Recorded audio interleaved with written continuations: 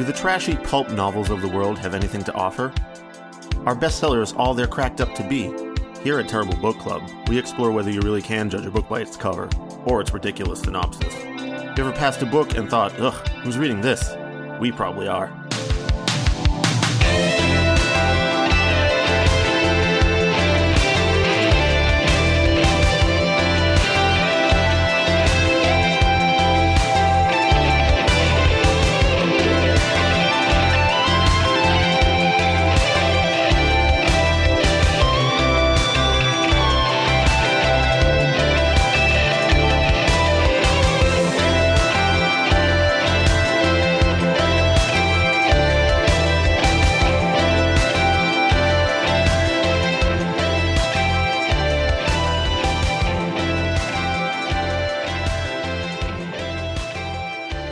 Hello and welcome to episode 208 of the Terrible Book Club. I'm Chris, and this is Paris. Hello, it's the last episode of the season. I'm so happy. Yes, I'm also kind of happy about this. This time, we read Luna's Edge by Roxana Macias, self-published in June of 2024. Just like our last episode, the author contacted us and asked us to read this book. Normally, we don't go for this sort of thing, but it was marketed to us as a bilingual sci-fi novel, which is something we haven't encountered yet. Thanks to Roxana for giving us a free copy of the book to review just in time for the end of recording for Season 9. If this is your first time listening to this show, what we do here at the Terrible Book Club is read books that we assume will be bad based on their cover, title, summary, or some combination of the three. Sometimes we read books that our patrons, listeners, or friends, or random authors via email recommend. So we do the opposite of what most people do in a bookstore or while they're browsing the internet. Usually this experiment results in a disappointing read, but once in a while we end up liking the book. In addition to our usual barnyard language, today's episode includes discussion or mention of aliens, guns, action movie level violence, and eugenics. Is aliens really necessary for a content Yeah, I think yes, because I think some people find aliens terrifying. Like, for example, I have a friend who got a degree in astrophysics and then was so terrified by what he learned about the universe that he stopped doing that and did an entirely different career. So, like, I'm sorry to laugh at that, but those loan payments must hurt. I gotta Nah. He works in tech. He's doing just fine. Okay, fine. But still, to have to do the loan payments on the thing that's scared. I have the scariest university degree. It scared the shit out of me to have this degree. I mean, to be fair, I'm sure a lot of degrees are terrifying if you're working in like advanced science or anything like that. Anyway, that's what going through clown college would be like for me. Hey, I know somebody who comes from a family of clowns. There's nothing wrong with clowning. No, it's fine. It's fine to clown, but like if I went through clown college, I'd wake up every day terrified to go to school. Anyway, point being, I know that some people are genuinely scared of aliens, or on the other side of the coin, just don't want to fucking hear about it and think it's stupid or don't, whatever. Okay, so we can also have content warnings for shit that's just stupid. I understand. Well, yeah, I mean, how come every time we do an episode about right-wing politics, I'm like, yo, this show's about politics. Let's do a different episode if you don't want to fucand hear about that because it's dumb. Okay. Yeah, no. Anyway, I just think it's good because some people are actually really scared of like abductions and things from outer space or under the water, depending on what you believe. Anyway, yeah. For the record, I am also terrified of being like spotted by an alien, not even abducted, just seen and known by an alien. But I know that that's probably not going to happen, so it's not something that I actually get that scared over unless for some reason I think there might be an alien around the corner, which I probably never will. I will never jump to that conclusion first. No, you're not going to get signs as far as I know. Yeah. Anyway, so speaking of aliens, the funny thing about this is the exact time that I started reading this book for the show, my partner was really excited to get Lou Elizondo's book that just came out. And so we went to the bookstore and picked it up. And so I'm sitting in bed reading this, and he's sitting next to me reading about, for a guy who used to work for the government and is writing this book about, his experience with alien stuff. Anyway, if you're on like our aliens, you know what the fuck I'm talking about. If you're not, it's fine.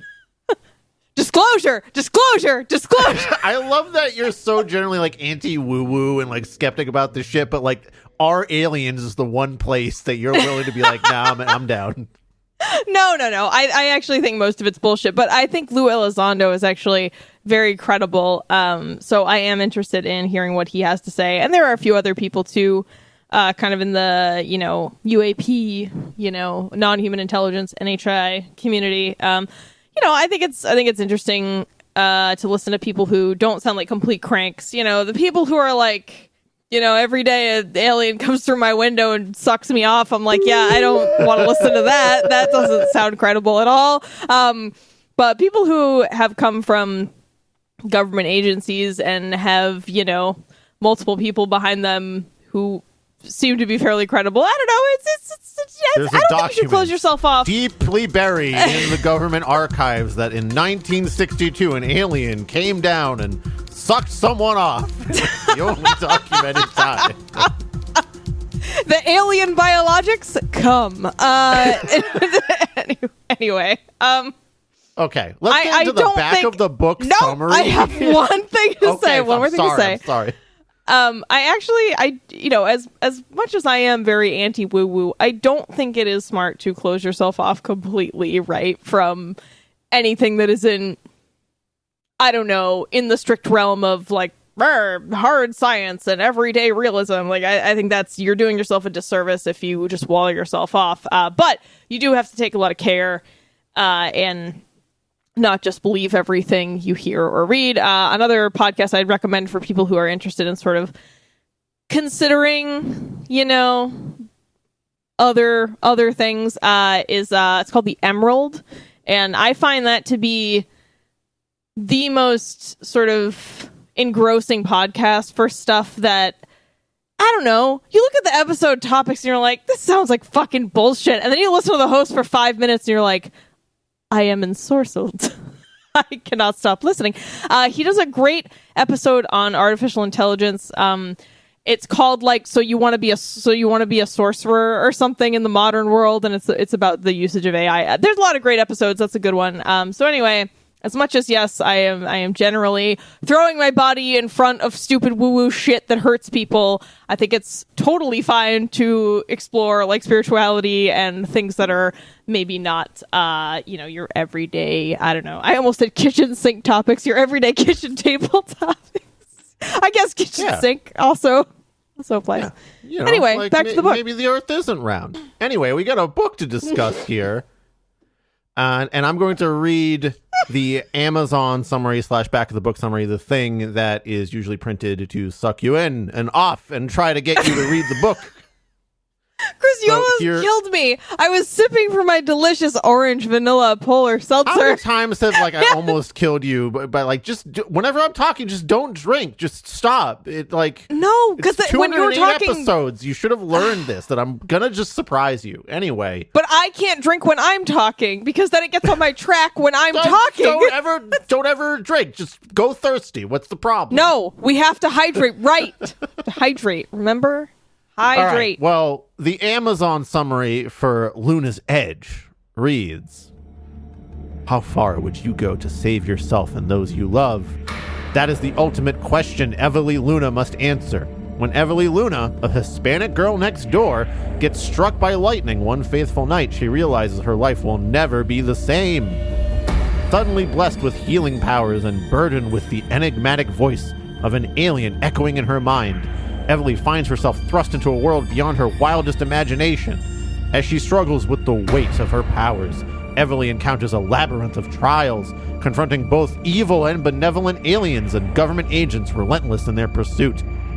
Alongside her childhood companion, the charming half-Irish Aidan O'Brien, she navigates a path filled with romance, danger, and unexpected revelations.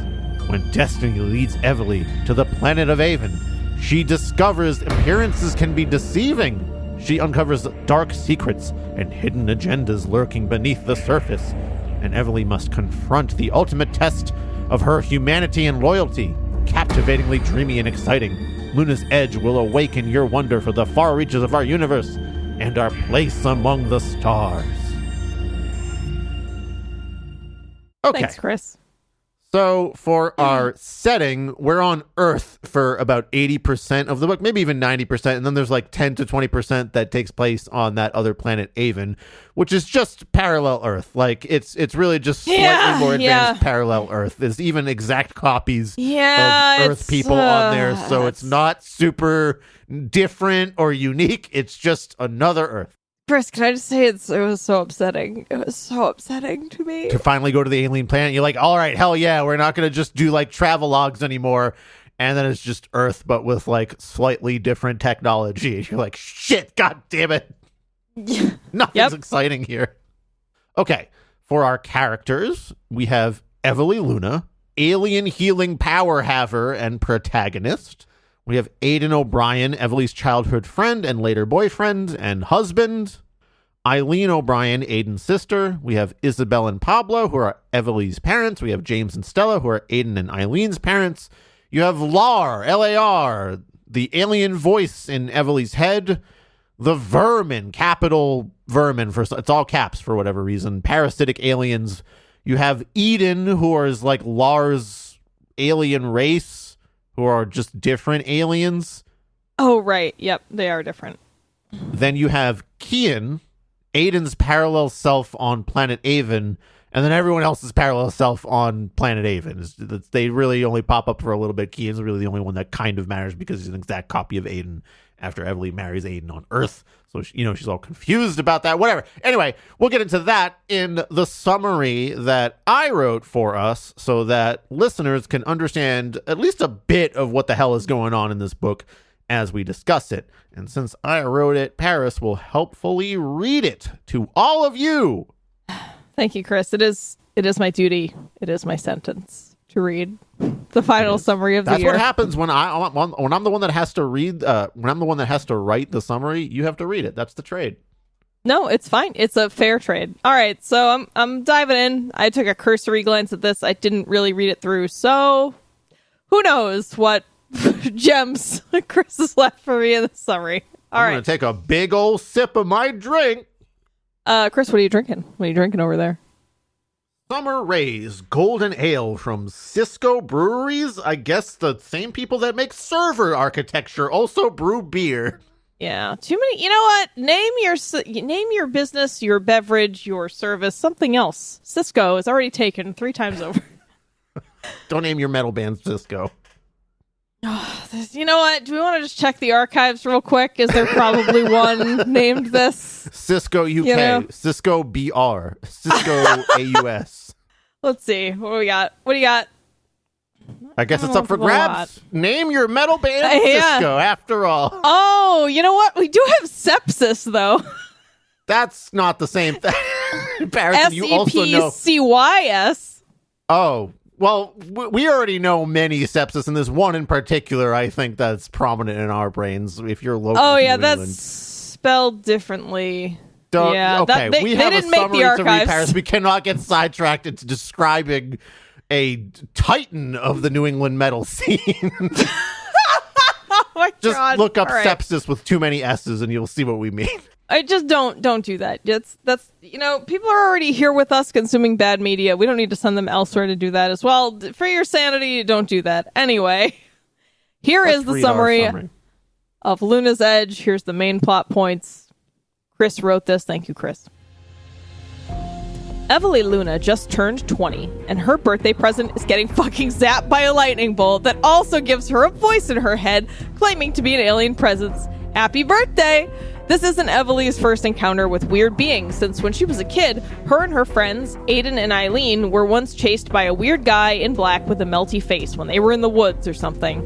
The weird melty face guy harasses her and her family until Evely's dad, Pablo, chases it all the way across multiple states and confronts it, injuring the alien, but also getting stabbed to death in the process.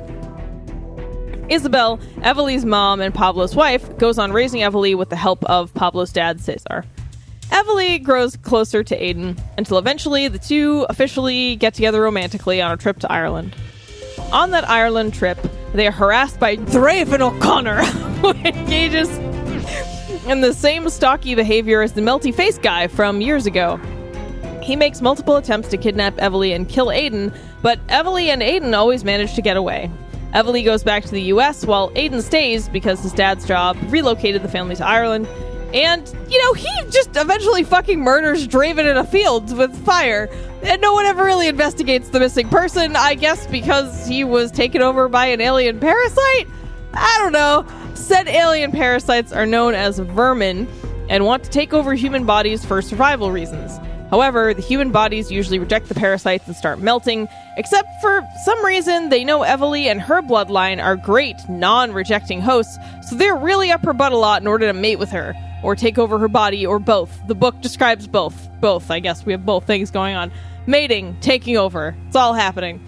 Aiden, amongst all of this, decides to ghost Evely since he's afraid of Draven's kind being able to pick up on the communications between the two of them so they can find Evely. I guess they can read minds, but they don't know what a phone book is. Like, I don't fucking know. Yeah, I'm not 100% sure. They can't Google this girl. It's very confusing.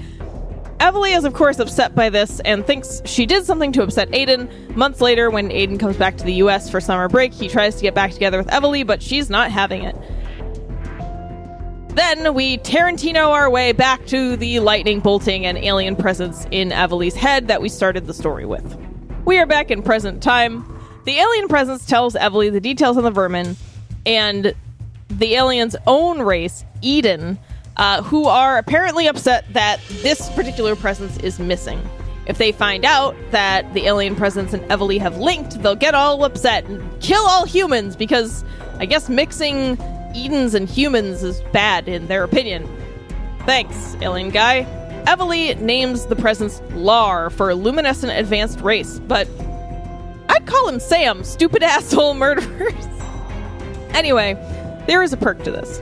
Evely can now heal physical and mental ailments with a simple touch. The people who are healed can also spread a sort of peaceful gene to other humans, thus making humanity on the whole a lot more community-minded, causing less crime and war and yada yada, world peace, everyone's healed, yay. This is great news, especially since Eileen, Aiden's sister, has terminal cancer. There's just enough time for Evely to hop back to Ireland and touch Eileen, who is 100% cancer-free the next day despite being on death's door upon her arrival the previous day. Lar ruins the mood by telling Evely she has to completely fuck off from Earth entirely lest his race find him and her and decide to wipe out humanity because Lar accidentally, non-consensually zapped itself into her. Also, the FBI have been interested in Evely since they're the alien presence hunters or whatever in this story, so they capture and interrogate Aiden and Evely, but have to let them go because the US government would definitely follow regular procedure when they have a known alien presence in their custody. This gives Evely enough time to board a ship that wormholes itself to Avon, a parallel Earth that Lar was like, I don't know, good enough, I guess, in terms of picking a place for Evely to hide out on short notice. It was the only Airbnb available in the galaxy, I guess. I really gotta book this quick. Oh, it's actually the same as Earth. That's great. She'll fit in. Awesome. Oh, it's really worked out. On Avon, Evely is directed by Lar to meet a rich lady named Miss Venus, who knows the deal and also explains Avon's deal to Evely. Avon is a utopia controlled by a supercomputer called Vigil that asks obedience in return for fantastic technology that makes life easy, except for people who rebel against it, blah, blah, blah. You've heard this one in every third YA book. So the important bit is there's a parallel exact physical copy of every Earth person, including Aiden, and the Avon Aiden is named Kian, and it sure is hard for Evely, so she's obviously hot for him, and Kian likes Evely because true love is destined. Everyone has a soulmate, and it works across different planets, didn't you know? Anyway, Vigil has strict birth control policies, and Evely, got pregnant before taking the cross-universe trip to Avon, so she's got to hide from Vigil's drones and androids that are on the lookout for unauthorized pregnancies. She's spotted by a drone one day because, I don't know, they let her go outside to swim? Jesus Christ, guys, it's Dystopia 101. Keep the person who must be hidden indoors at all times. Anyway, Evely gives birth to a son. There's a big fight between Vigil's forces who try to take Evely in, but Lar showed up earlier and was like, actually, you can go back to Earth now. So he transports Evely back to Earth in the heat of battle. Evely reunites with Aiden, who is 10 years older for time dilation reasons, and introduces their son to him. They're all happy as a clam. Back on Avon, Parallel Evely, named Satali, is one of the anti-Vigil rebels and meets Kian so they can start fighting back against Vigil. Also, there's a vermin on this planet now. Sequel time! Sequel time! It's time for another book in the sequel! Great. Nice job, Paris. All right, so I guess we can break into the rubric here. We'll start with technical construction. All right. Yeah, So go what ahead. do you think, Sorry. Paris? All right, in terms of like typos, there were some, but there were pretty few considering the author was doing her own editing. I think she did a decent job in terms of like looking for typos or accidental homophones or, stuff like that we've seen in a lot of self-published work. So I think that was fine. Formatting, yeah, that was mostly fine. I was actually pretty pleased with the immediate footnotes. I would say right now, just think of like that butterfly meme, and it's me looking at this book going, is this love? Because there's footnotes. So I really like that there was pronunciation footnotes. I mean, there weren't many of them, but Preventing us having pronunciation wars. So thank you, author.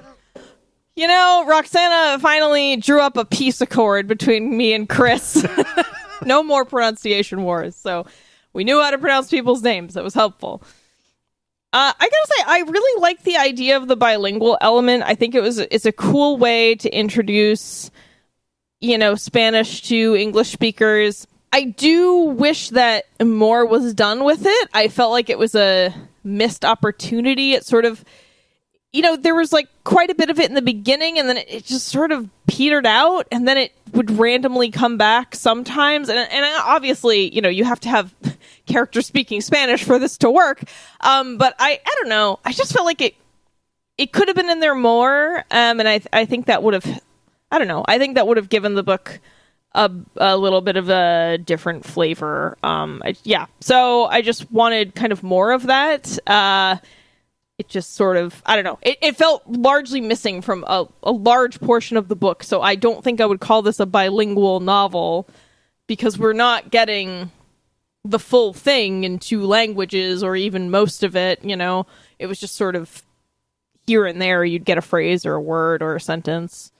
In terms of punctuation, it was mostly fine. I think the only issue I noticed in terms of sort of sentence structure and punctuation was we've got just like a mild case of commitis, not terminal like we've seen, not a terminal case of commitis. Fly across the world to touch the author to cure the case of commitis. No. I think she'll be okay. But I do think, because she's just editing this on her own, that's a lot of work for one person, and it's really hard to edit your own work. You kind of you need another set of eyes and a different brain to look at this stuff and say, is this sort of messed up? Does this make sense? And the thing that I noticed a lot is that there were a lot of sentences where commas were used instead of maybe starting a new sentence. We just got a lot of clauses all kind of smashed together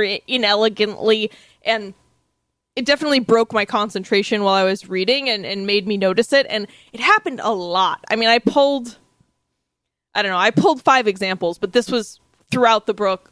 This wasn't like it's just some errant editing issues. It seemed to be a habit of the author.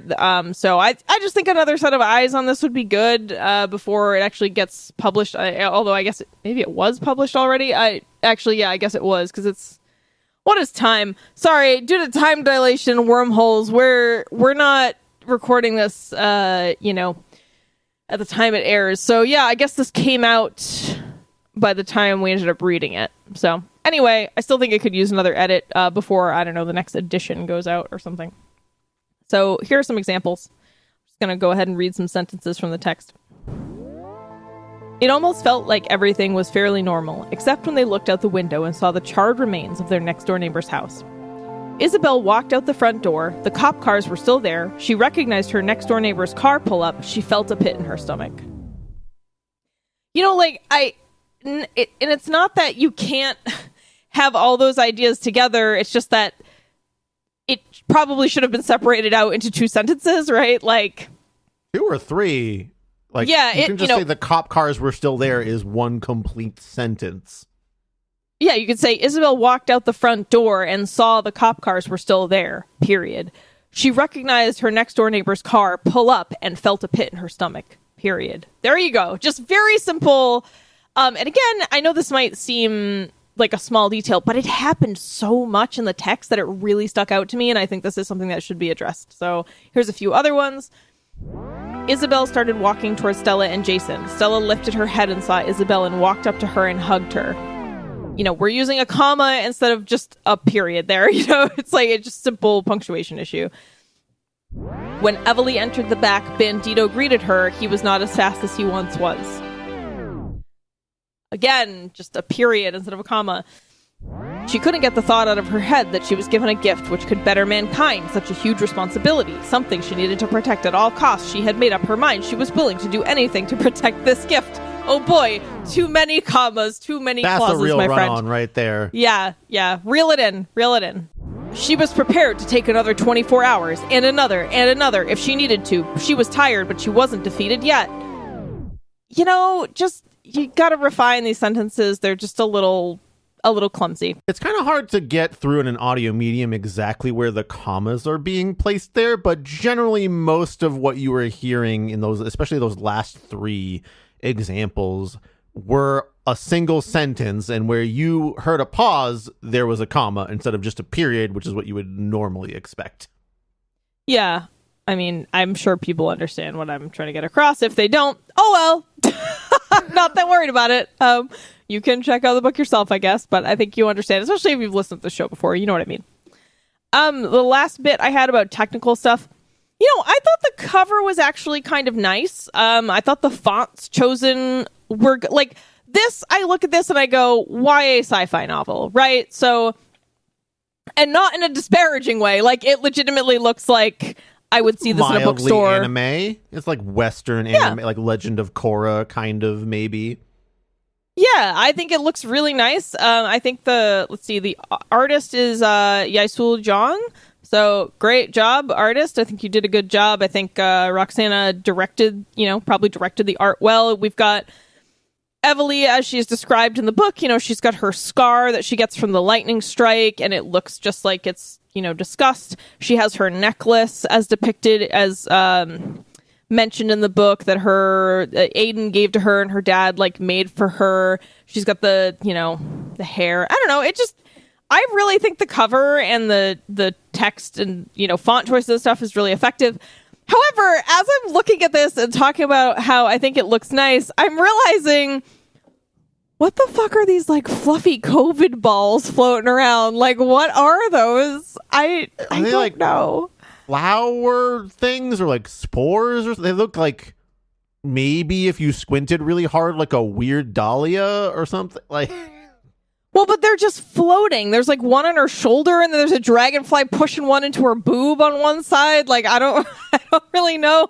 Yeah, I don't know. Yeah, I don't know. That's aliens. That's Avon alternate Earth dahlias is what I'm gonna say. Yeah, I guess I have no idea what those are. I'm gonna, like you said, maybe just make an educated guess that they are alien flora of some kind. But anyway, regardless of the weird fluffy space balls, I still think the cover looks really nice.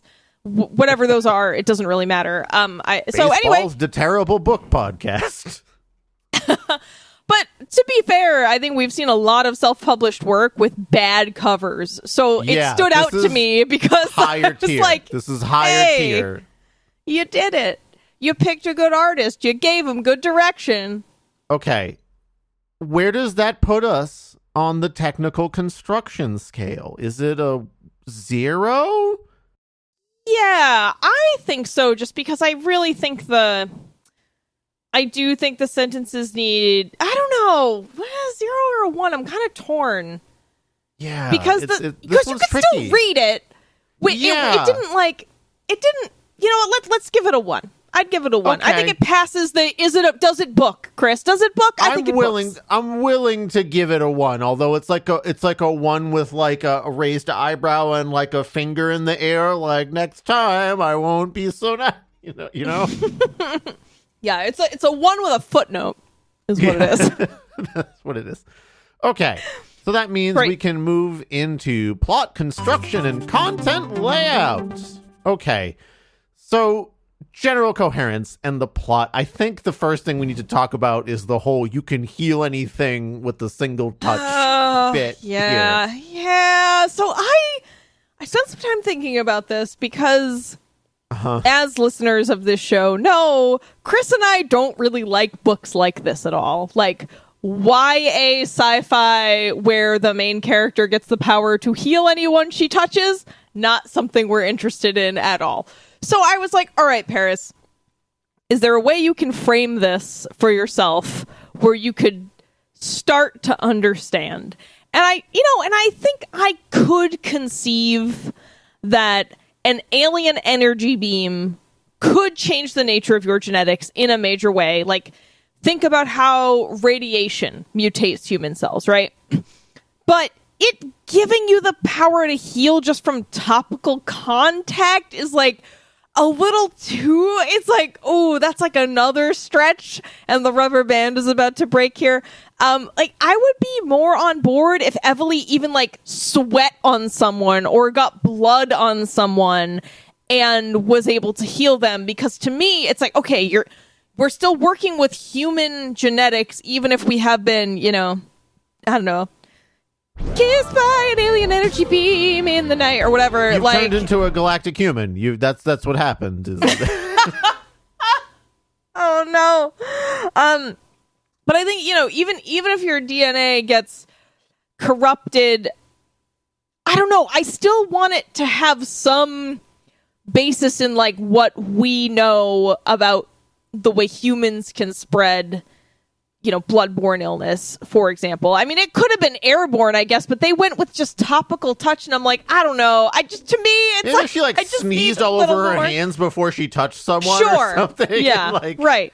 She got allergies, just allergying the world into peace. Just who knew hay fever was the way to world peace, Chris? The thing that makes it weird for me is actually that, okay, so she gets zapped by Larry. I'm just going to call him Larry. Oh, right. And importantly, when I said alien energy beam, that's correct, because it's not lightning. It's described as lightning, then we later find out it's like the alien energy beam from Lar, because he was like traveling or something, right? It was like an accident. Unclear.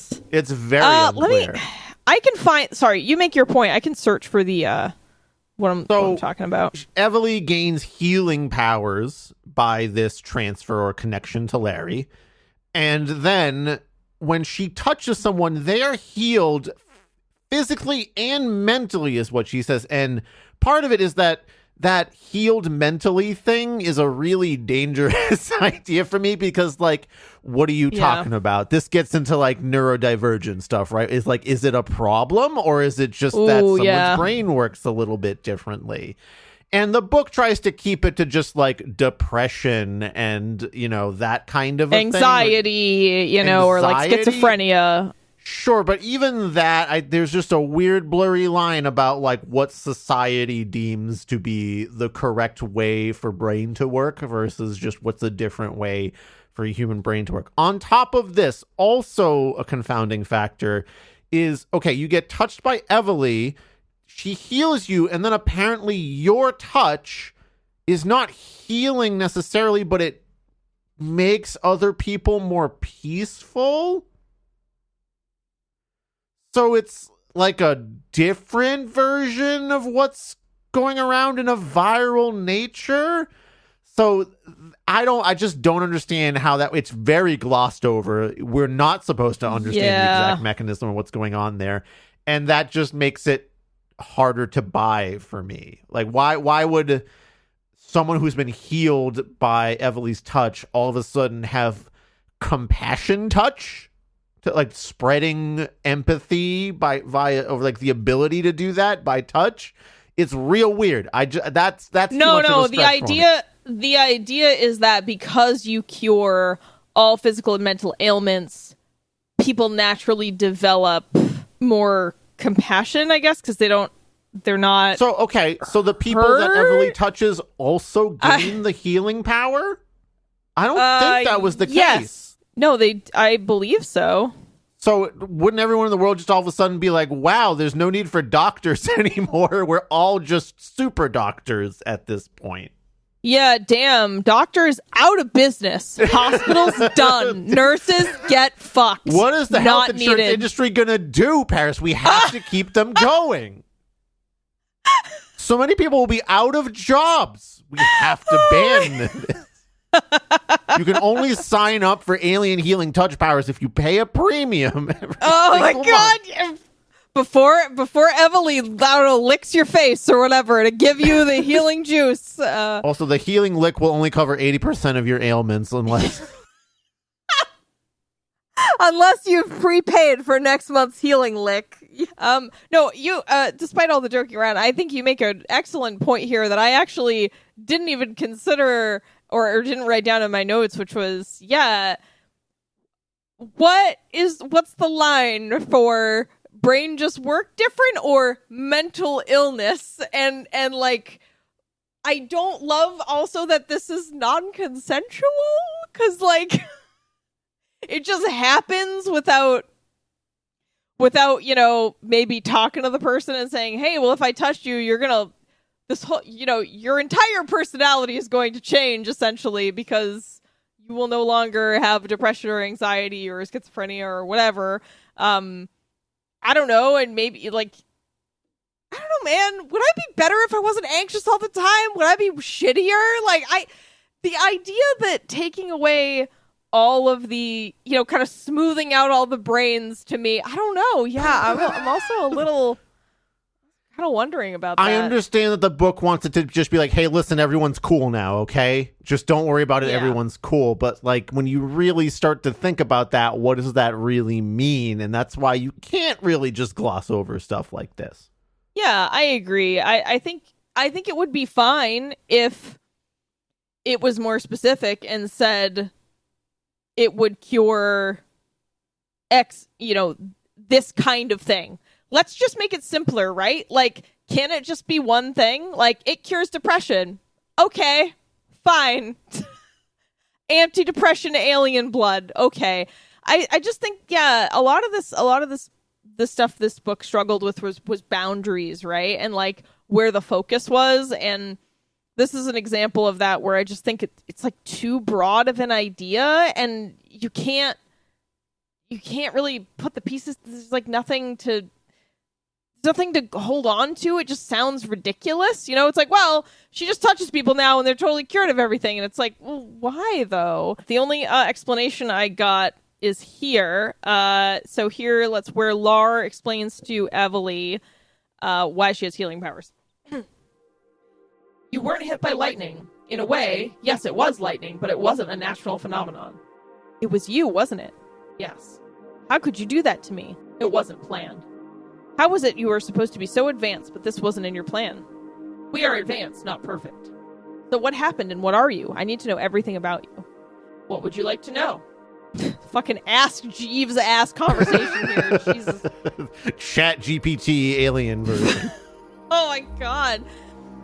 Well, where do you come from, and why were you at the train tracks that night, and why do I have healing powers? Why was I feeling your presence physically through my body when I tried to run away from my hospital room? When they introduced the needle, your instincts woke up. It's a survival mechanism since your blood is a different signature than before. But why could I feel you? I was trying to help you gain your strength by lending you some of my energy. I didn't like that feeling. It felt highly invasive and my mind was confused. I know, I had to do it to help you gain strength. So what happens when the people I heal touch others? Are my powers contagious? Yes, but in others, they have to gain their powers over time. It takes them weeks to increase. Why? Why? Does it always work to heal others no matter how badly they are sick or hurt? Yes, unless their heart has already stopped. Once their heart has stopped, there is no hope. And, sorry, why is the heart stopping? And not brain death? Anyway. What did you mean by psychological? It heals the mind as well. Any anxiety, depression, mania, trauma, gone. Reasoning and self-control at its peak. It basically makes you pacifist. It makes you a version of yourself without the trauma, pain, and hardships of the past having an effect. So no art, no creativity. We're all there's fucking, there's a multifaceted thing about like how your trauma affects you, right? Like if you just erase all of that, there's like yes, a lot of it's bad, but there's also other parts. It's like not all bad all the time. Okay, so I was wrong. Everyone else does gain the healing powers virally. So that's a fun twist. Doctors fucking out of business. Yeah, that's it. Hospitals closed. Nurses, I don't know, go to other planets. Good, So right? that's Like, it. what that's good, right? In a way. In a way, I don't know. I struggle to get on board with this. Sorry, let me just finish the chat fucking LAR or whatever. What about those that are evil? It heals them too. Any impulses they had prior will be healed immediately. Evelie felt the immensity of what the alien just revealed. She literally held the antidote to so many things plaguing the world. Why were you here? I left my world voluntarily. I wanted to know what existed outside of my world. Part of your world. Anyway, I want to be where the humans are. You wouldn't They've understand got two our legs language. and a body too. I'm just a voice in a head. What is your world called? You wouldn't understand our language. We really don't communicate the way your species does. Okay, but you're communicating But yeah, with me, you're so fucking talking. Make translate. something up. Just make something up, man. It's like it's the place where we are. I don't know what to call it, man. I don't know, man. It's called dog shit on your shoe. Like, whatever. Like, call it. It's called red fruit. It's Stop called asking questions. pangolin. I gave you healing powers. trying to escape my world. Get out of here. Okay, and how far away is your world then? Light years away. Why were you so curious about other worlds? Were you not happy in yours? We don't understand human emotions, such what you call happiness. But, ooh, that was an awkward phrase there. But I was feeling what would be closest to an emotion humans call curiosity. That night, I experienced a malfunction as I was entering your atmosphere. When you saw me, I was within detectable distance to you. I was still not physically there, as I can be far, but still within the distance to communicate with you. Physically, you would never be able to touch me or even be in my presence. My energy is too strong. Luckily, it wasn't I that touched you, just an arc from my energy field. Evelie, there are billions of worlds and species out there. It's only a few species that have advanced to the capacity to have contact with other species. We are one of them. However, our species forbids us from contact with you. So why did you go against that rule? Why did you decide to visit our galaxy, punk? I felt a curiosity about your species. After all, we are distantly related. What? Yes, we split away at some point, many eons ago. We are so different now. We have nothing in common, but in a way you carry some of the same DNA. I guess that is why it explains your ability to survive my arc and gaining your powers, and it explains why our species bans contact with your kind. Does it? Why does that explain the ban? Because you can give them powers? So? I Why do you guess. care? They live all the way over there. They're in another voting district. Don't worry about it. Here, like energy, that's like a different plane of existence on top of that. It's not even like physically. Yeah. Okay. Okay. So why? Wait, no, there's more. Oh, There's more. God. Ask Jeeves has more to tell us. ChatGPT, stop, please. No, Chris, you must know. So why are we so different now? I would hypothesize it has to do with our ability to obey the laws placed forth for us. Okay. We've been rewarded for our loyalty and faithfulness, allowing our race to advance to this point. So what do you look like? Like you, but we are pure energy. We can't be very close as our energy could damage your cells, or worse. So are you near me now? Not particularly. I can be as far as another galaxy and still communicate with you. So what's going to happen now? Will my powers heal the world? Yes, but there will always be a small minority that will resist. 1 to 2% of the world population will always resist because they will be made to believe it will kill them. They will run and fight and never surrender. But if it just happens when someone touches you, how do you resist? Just like it's I a feel massive like- game of tag, right? Like you just gotta keep fucking running until someone touches you. I guess. But doesn't that mean world peace? People doing the right thing? Yes, but my species is looking for me. It's only a matter of time before they find me. If they find out what happened, they will destroy your species. What? But why? Because it would mean that you would quickly advance, just like our species. They don't trust humans, and they especially don't want a mixing of hybrid species. All right, so fucking eugenics is happening. It would taint our inherited advantage. Oh, fucking swastika is coming out on all sides. You would be considered an abomination in their eyes. The only way that you could save your planet is if you left Earth. Left Earth? Are you insane? How? This surely must be a crazy dream. This is a dream, but you are also still consciously communicating with me. But why me? Why can't you just leave? Wouldn't they never find me if you're gone and they don't follow you here? I wish it were that easy. Unfortunately, now that you have these powers and I visited your planet, your signature would be perceived by them and evident to them on your planet as they pass by. If I somehow backtrack to a different location and you go along with me, you will remove that signature that will tip them off near your planet. But wouldn't it tip them off on the new planet? That's right, Emily, you asked those questions. Not if I take you to a planet that masks your presence. Wouldn't they still sense the others I gift my powers to on Earth? No, the changes in their body are much more subtle than yours. They would not be perceptible to them unless they get landed the and same observed thing. for a while. But it's the same thing. Fuck this. I'm done. I'm done reading exposition chapter. Whatever. There's more of this, but I'm gonna stop. Yeah, she's like trying. Listeners, Like, how many character, like, times in asked your all the head did questions. you go like, but what about like, that was happening? I appreciate that we were like trying to get some questions answered, but I don't think this is the right. Perhaps if you find yourself writing an exposition chapter like this and having to explain the but what abouts, and it still ends in kind of like I don't worry about it at the end, like scale back the powers that you are giving or think of another threat mechanism. Like it really just doesn't balance. Yeah, so needless to say, did not enjoy this, thought this was not well developed. This very much read like a draft. The whole thing was very drafty. Like I could see someone writing this and being like, okay, now I know what I need to focus on because I've kind of shaped the big things I want to happen and the order in which they happen, but now I have to actually write something compelling, and I just feel like we're not there yet. Not just with this plot point, but with other things too that we'll talk about.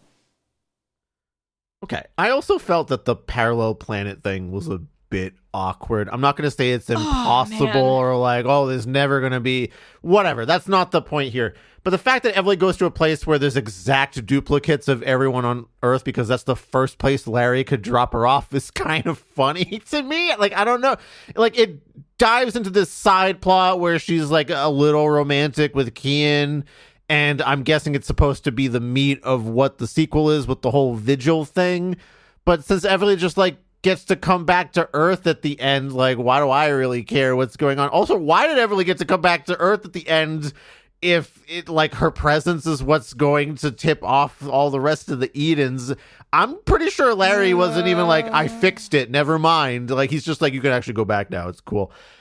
But so that whole thing feels awkward. It feels just like the author wanted to come up with a reason for there to be a sequel, so she came up with the whole Vigil supercomputer thing. Why don't you just have it so that the unintended consequence of peaceful humans is that they create the Vigil over there, and then you could just do it that way? That sounds like a better idea. Yeah, so coincidentally, another coincidence, another little coinky-dink during the creation of this episode, my husband had never seen The Man in the High Castle, so we've been watching it, and we had just started season 4 when we started watching this, and I guess spoilers for The Man in the High Castle. If you haven't seen it yet, spoilers, fast forward, I don't know, 2 minutes.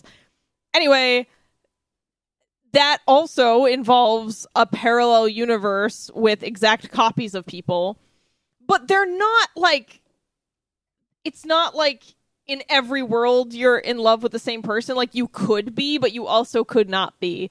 It's so weird that this is just a one-to-one. I don't know. It just felt...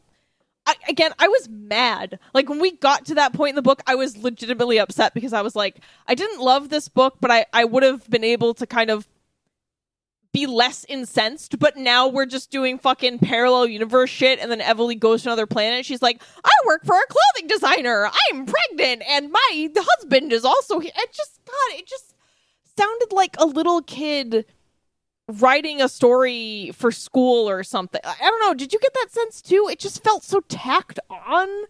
The tacked on part for sure, where like, again, to me, it felt like she had to come up with a reason for there to be a sequel book. Right. If Evely just goes back and is fine with Aiden at the end, you could have left Evely there. Like, it would have been fun. Like, I don't understand why it has to have like the happy ending bit at the end where Evely goes back with her son and is with Aiden. God, I almost said the coat hanger. The cliffhanger could have been that, oh no, she's pregnant on this alien world. The end. Like, next book. Fine. Why? Yeah, I don't. There was way too much. I think this author just tried to cram way too much shit into this first book.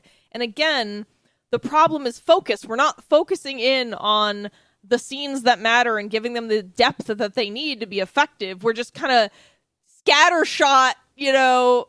Speaking of that, can we talk about how, like, at least 30 to perhaps even 40 or 50% of this book is, like, Evely and Aiden on vacation together in Mexico and then Ireland and then, like, a described Edinburgh trip. Great. And in a way, even the Avon section is, like, and then Evely went to another planet and hung out over there. And there was, like, nice galas that she got to attend because Kian's and rich coffee. and has, like, like, there's so much in this book that you could have just sliced off entirely.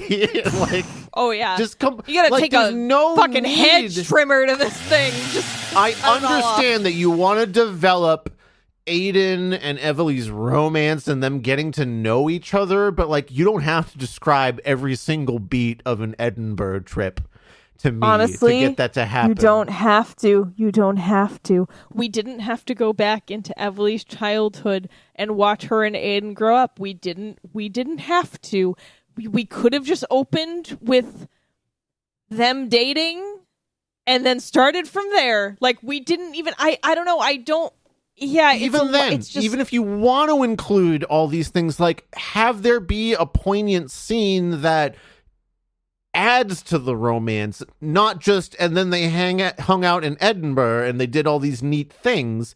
Sure, great. I understand how that could make you a little bit closer to someone, but that's not like the meat of why a relationship sustains and why you love someone, right? I guess the only thing for me that was a little bit of color that worked was when Evely was really little and Aiden gives her the stone because she's really into geology as a kid. And then her dad makes it into a necklace for her, and then she continues wearing it. Fine. You could have, in a few sentences, in a paragraph, you could have been like, as Evely got dressed, you know, her eyes hung on the pendant that she wore every day, and she gave a small smile as she remembered the day that she got it. You know, oh, that neighbor boy, Aiden. How nice of him to have given me that when we were 6, and it's such a great memory of my dad because he wrapped it up for me. I really miss my dad. You know, whatever. This is just me just shooting the shit off my top of my head, defending but, like, her from Draven segment, right? Like, that's totally fine. Like, that's like classic romance novel that's shit. Fine. Yeah, sure. So, like, that is the big problem for me with this book. The lack of focus, as you put it, and that is the most egregious example of it by far. Yeah, and like, how much better would it have been if they got into that altercation with Draven or whatever, and, you know, he set him on fire that first time, like, in a panic. Maybe they get into a fight in the bar, and, like, he throws a candle at him and he fucking goes up or whatever. I don't know. Like, I forget what the accelerant was, or if he just did he just throw fire at him, or did he throw gasoline at him? He threw gas on him. He gassed him and, like, threw a match on him. It was gasoline. Why does fire work? I guess because they're a parasite, so they leave the host if the body is on fire. But, like, you know, you would think reading a paragraph, like reading a chapter about someone getting burned alive would be exciting, but it was not. It was not exciting. I was bored reading about someone being burned alive. Like, whatever. There's just no gravity to anything because we don't spend enough time with, like, nuanced emotional stuff. It's very, and then we went here, and then this happened, and then this person felt this way. Like, you're not getting any showing of the depth of characters or things that are occurring. Yeah, and then finally, like, the dual avoiding two kinds of aliens thing. Like, it's as simple as you can get with that. So if there had been a little bit more of something to why both alien races are, like, at odds with each other or something, maybe Isn't that this could have just added... the plot? Isn't this part of the plot of Men in Black? They're, like, vying alien races. I feel think like so, a little bit, but, like, I don't know. It's been 20 years. I don't know. Extremely loosely explained, and we already went over why the whole Larry's particular species is real weird about. They just don't want the peacefulness to propagate and the healing to propagate. Why are all the aliens eugenics Nazis? Again, like, I'm watching The Man in the High Castle, and there's too many parallels. Why do you care if the human beings can, like, heal each other? Who cares? Why do you care? Hold on a second. Later in the book, Emily's powers don't even work on another planet. So it's self-contained to Earth. So what's the problem, guys? What's the issue? They want to be God's little special guys in the galaxy, I guess. Okay, so it sounds like the Edens are the shit ones, and the Vermids are just basic survival instinct people. So you can, like, I can understand their motivation more, actually. Oh, Chris is a verminist now? Yeah, you caught me. That's fucking me. All right, anyway. Continuing into rules following here. Yeah, I mean, we talked a little bit about how we had a lot of, like, but what about questions, and there were a few other things, like, why can't Evely take Aiden and her mom with her to Avon, especially if it's, like, a perfectly hospitable world that's exactly like Earth, but just, like, a few, like, maybe with, like, 1930s stylings, but the tech of thousands of years in the future or something. And basically, Larry, as I guess what we're calling the alien now, is just like, I don't know, I can't. Shut up, stop talking. Yeah. You, okay? I think it's funny, okay? So, Subi, it's funny to just transport you over there. I want to see what happens. Get in the pod. And it's like, sometimes Larry's there, and sometimes he's not. And it's like, well, I can communicate across the universe. I don't have to be close to you. But then sometimes she just can't communicate with him, and it's like, well, what's the rule? I don't get it. It seems to be like, they'll track me easier if I'm talking to you, but there's not really any, like, if the whole species can do this, like, cross-universe communications, like, is it like Eye of Sauron style, where, like, even though it's a universe-spanning presence, it does still have directionality somehow? Or Larry just ran out of minutes on the alien calling card or whatever, right? Like, he's out of minutes. It's 1997, and he just can't, just doesn't have enough minutes to call Earth, I guess. Who knows? So anyway, I don't know. I feel like we've talked a lot about this. It really struggles. It struggles to set its own rules, and then doesn't do a great job of following the rules that it tries to set because they're not well set. So I don't know. There's no boundary to anything. No boundaries. Kind of a shit show. All right. Character quality here. I mean, I wouldn't call anyone deep. Put it that way. Oh, no. Nope. I do have some good things to say, though.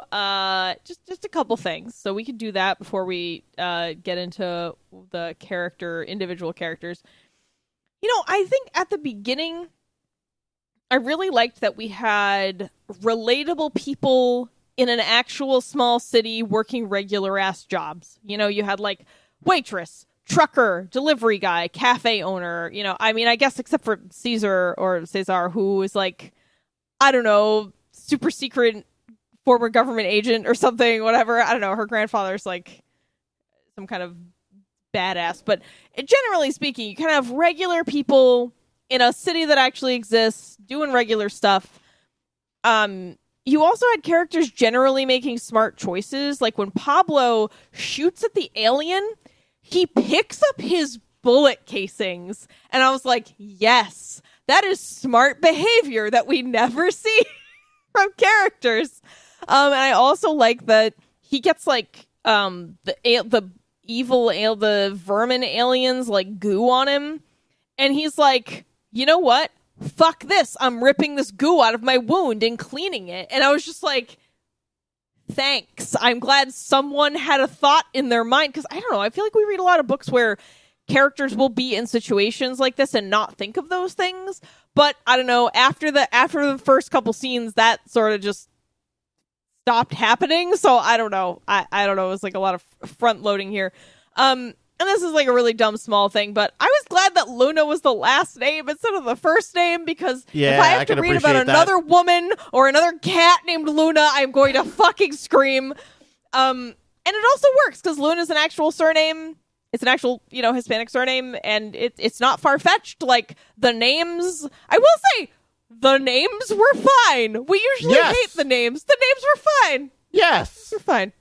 I want to say that, like, generally this book has the case where characters are just reacting to, like, plot points, right? Like, it's not like we're getting deep explorations of their motivations or anything. It's like, there is an alien chasing me. I must either run from or confront the alien.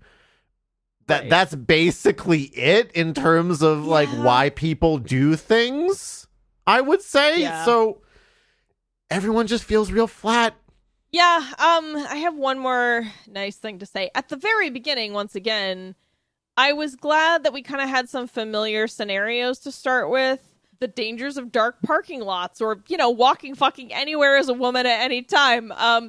Feeling like you need to have a gun or another weapon because you're worried about being assaulted, and, like, creepy dudes watching you work.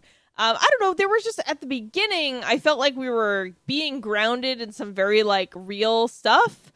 But then the book just turns into, oh no, we must run from the aliens. Oh, I get to marry the little boy I had a crush on. I get to have my perfect baby. And of course, my husband never cheated on me for 10 years, even though I disappeared and he didn't know if I was coming back. I don't know. It just really, I feel like we really lost that small touch at the beginning that was giving me some hope.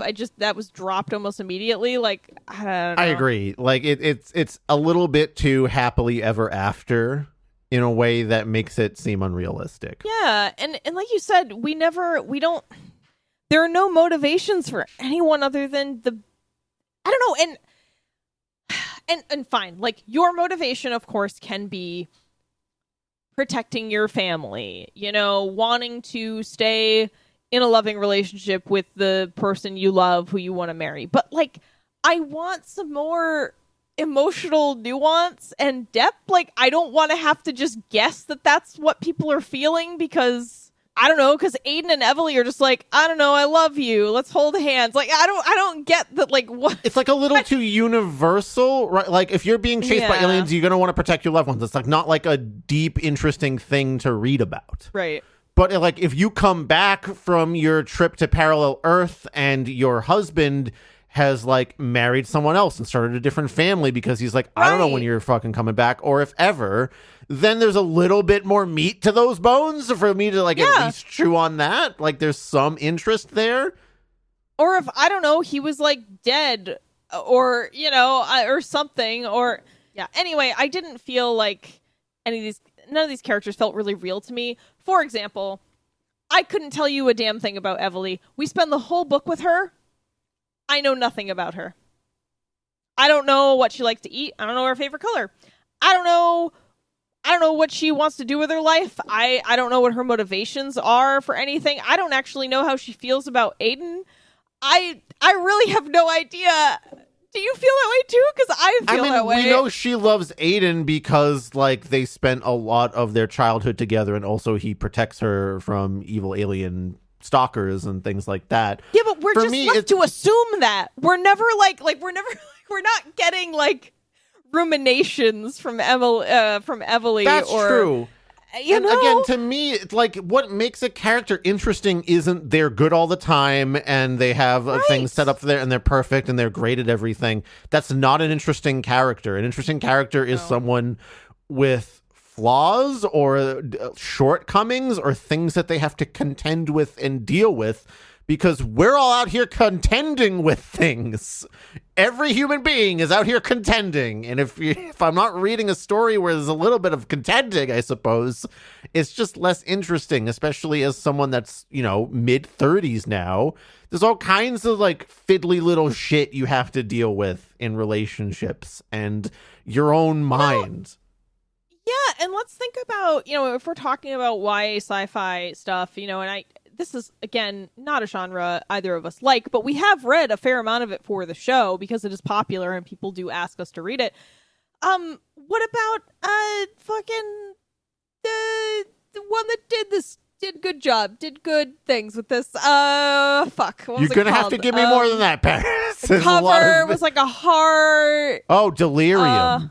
Yes, Delirium. So Delirium had very similar, we had similar sort of preteen, teenage love stuff, but it actually had the emotional depth and nuance. We just hated the rest of the story.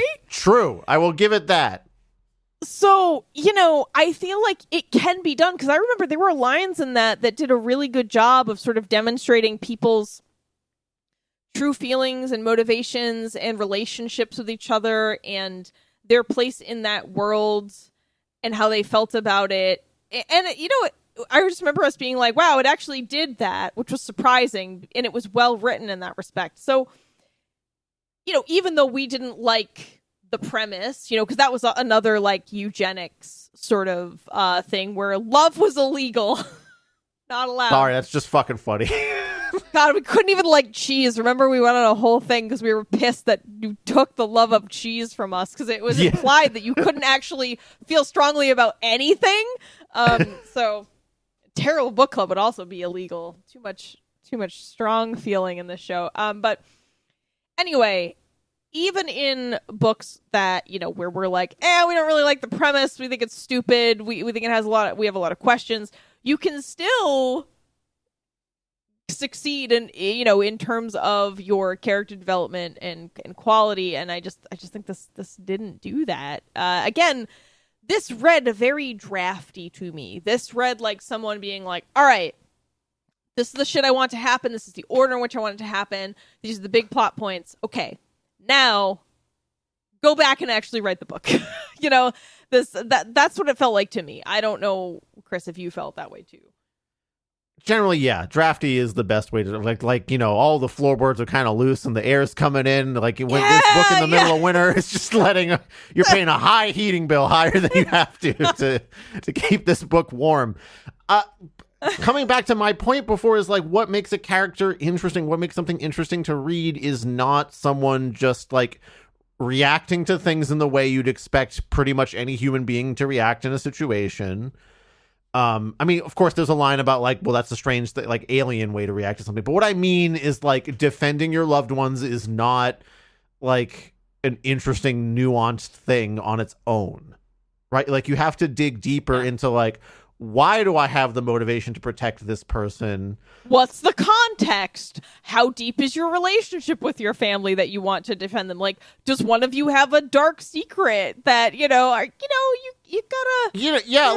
even though they have that, they hurt me before, I still want to do the protecting. And we can make the argument when Aiden mysteriously broke up with Evely and they got back together, that's kind of the point. But that's kind of really glossed over. There's one chapter where Evely's no, don't talk to me at the party, and then a little bit later it's fine. It's not a real sore point for a long time or anything like that. So the point I am coming down to here is that nuance is created when you have imperfect people doing things shittily or in a way that isn't automatically they're a good person. And I think that's a hard thing for a lot of authors to do when they want their protagonist to be quote unquote a good person, right? To or not likable, do bad. Right. Yeah. Yeah. And that's a hard line to walk. It's not easy, but that's why writing is hard. Yeah, it's not easy. And we're not here to say oh, this is easy, you should have done better. It's no, it's hard. And it often takes authors many attempts to get to a point where they are writing something that they're happy with and that their audience receives well. for whatever audience they're writing for. Yeah, this just didn't cut it. It's not there yet. There are ideas here, and I mean, I don't know, but I would guess that this is a first novel. Yeah, we don't know that for sure. So I would guess anyway. Okay, time to score this section, Paris. All right. Is it a -1 or is it a 0? I'm honestly leaning towards a -1. Yeah, I gotta agree with you, because we had flat characters with no meat on the bone, and then we had a lot of questions about how the plot made sense, and nothing was compelling at all. So, yeah, unfortunately, I think we gotta go -1 there. Okay, moving into moment-to-moment prose quality dialogue, all that kind of fun stuff. So we hit it Prose a little quality. bit before. Yeah, let's start with prose. It gets a little awkward sometimes. Most of the time. This is not an elegant piece of writing. This is very like, this happened and then this happened and then they went here. I feel like the writing lacks artfulness. Would you say that? Definitely that's the way to describe it, right? Yeah. Like Yeah. Again, which is why it reads as like a draft. Because like if I was drafting something, that's what I would do. I'd be like, all right, I need this to happen here, and then I do this, and then you put all the artistry and the depth and the nuance and the emotional stuff and the gravitas. Then you add all the frosting, Anyway. I wouldn't even call it the frosting. That's like the reason I'm reading a book. That's like the main ingredient. Cake? That's the cake? Yeah. What's the frosting then of a book? What's book frosting? The cover. Ah, fuck, you're probably right. All right. Cover in the land. Yeah, you're right. Now I want cake. Well, I'm sorry. There's nothing to be had right now. Oh, I'm going to read a section crime. that just demonstrates some awkward turns of phrase. Could have used an edit here. Just a short paragraph. Aiden was dropped off near a main road. He found the desolate road they tried to escape from. He walked down the road as quickly as he could, the pain in his side coming and going as he walked further. All one sentence. He came upon the river. Luckily, no border patrols were near at that time, as he saw a few stragglers making their way across. They nodded, looking at his condition and deciding staying far away was the smartest thing to do. When Aiden arrived to the area where he was arrested, he saw the remnants of the bridge. It had been cut, straggling pieces of the bridge hung from the opposite side. The current wasn't especially strong today, and the tide was much lower. Just like a lot of awkward things happening, real bad commitis. That's just a real microcosm of the issues I have. Like saying the word road 3 times in a row, just edit a little bit, say it a different way, or just describe the scene slightly differently. And also, like, I was unsure what was happening when it was like, and then they decided. They nodded, looking at his condition, deciding staying far away was the smartest thing to do. Like, what? I'm unsure. Oh, I think people saw him all beat up and thought he was scary looking. Is that what they were trying to say? Sure, but it's like the remains of the bridge, and there were a few stragglers making their way across. Like, stragglers of what? Oh, what people, kind of right? Like, but what are they straggling? Straggling from what group? For what reason? Yeah, that's a good question. I can't answer that. I don't know. All right. How about you read the other section that we had here? Yeah, so this is gonna be a while.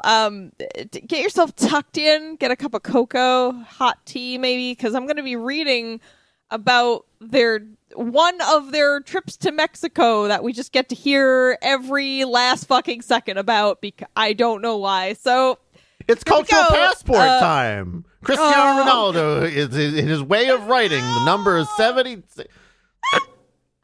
Oh, I wonder if we'll meet the Bean Knights. Yeah, here we go. If only we met the Bean Knights to defend us from the aliens. Oh, fuck me. All right. God, I had stopped thinking about that episode, and now burdened again. All right. Get reading. All right. Chris is like gonna whip. Get reading, Paris. All right. Mexico, 1 month later. Ellipses. ... wasn't long after their engagement that Evely and Aiden snapped back to reality and realized that Evely would have to go back Oops, there home. goes gravity. Mom's spaghetti. Evely couldn't stay in Ireland forever. They made plans almost right away. Fortunately, Evely reached out to friends in Mexico who ran in the same circle as Eileen's Mexican boyfriend Andres, who invited them to stay with them. Evely figured going to Mexico, then back to the States after more time had passed would be the safest thing to do. Aiden decided he wanted to go with Evely, and naturally Eileen did too. They asked permission from Stella and Jason to join Evely in Mexico, and they reluctantly agreed. They left at different times, with Eileen joining them in the third week after Evely and Aiden had left Ireland. Are you still awake? I almost fell asleep. I'm already asleep. The day after Eileen landed in Mexico, Evely and Aiden decided to go to a dance club, which Evely looked forward to as they hadn't gone dancing since their engagement night. She still felt a bit paranoid at times that someone would be watching them from afar, that there was someone ready to grab her at any moment, whether it was a government agent or a vermin. But the moment she was with Aiden, she felt completely at ease. It was hard to put into words how secure he made her feel, like she was untouchable. Whew! That was... From she still felt a bit paranoid at times through like she was untouchable was one sentence. Maybe this case of commitis is actually worse than I initially diagnosed. I think I need a second the condition opinion. is spreading. It's metastasized.